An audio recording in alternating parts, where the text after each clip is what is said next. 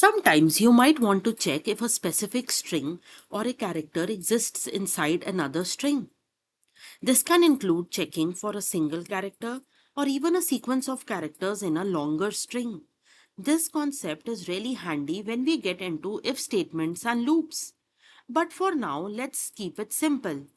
Let's say we want to check if the letter S appears in the word sunflower. So we can give print if the letter S, and we give the in keyword, and then we give sunflower.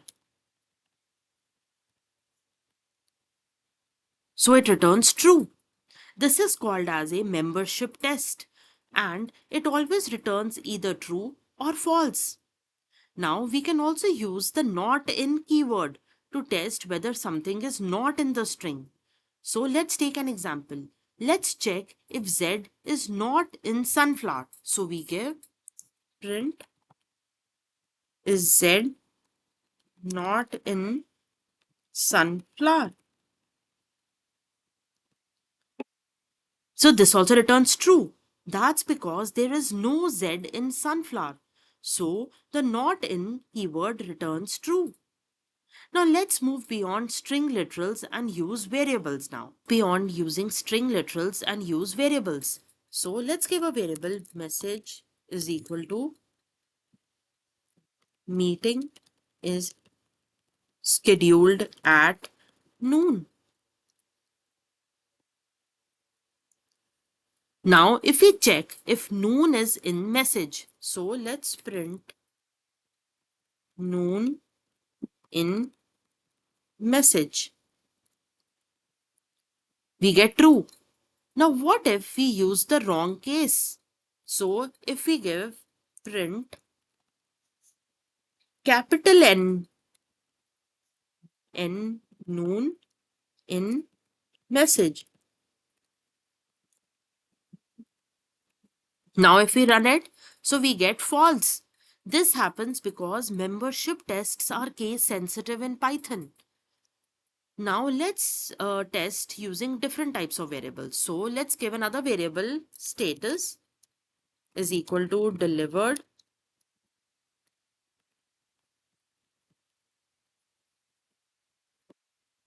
So let's see if live, that is live, is in status. So let's print live in status.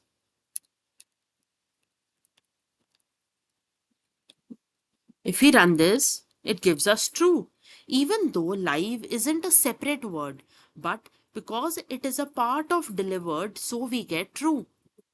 Now let's try comparing two full variables, that is tracking code and input code. So if we give the tracking code is equal to, let's say we give x, y, 1, 2, 3, and then we give z. And if we give the input, let's give the input code is equal to, let's say we give 1, 2, 3. Now, if we say print the input code in, and if you want to check if it is in the tracking code, just make sure the variable names are correct. Input code and tracking code. And then we run.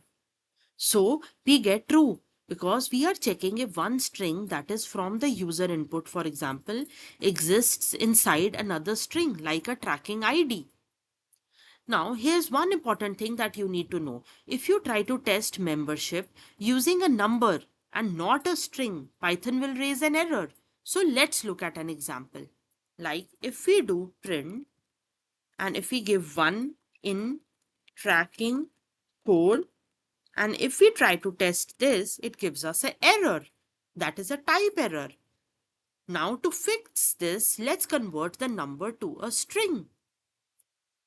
Print 1 in tracking code. See, now it gave us true. So let's look at some of the summary points for everything that we have done.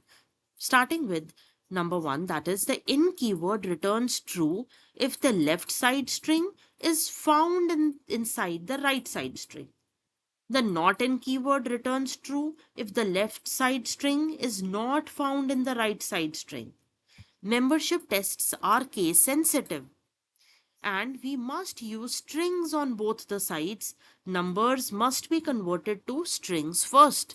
So I hope string membership test is clear to you.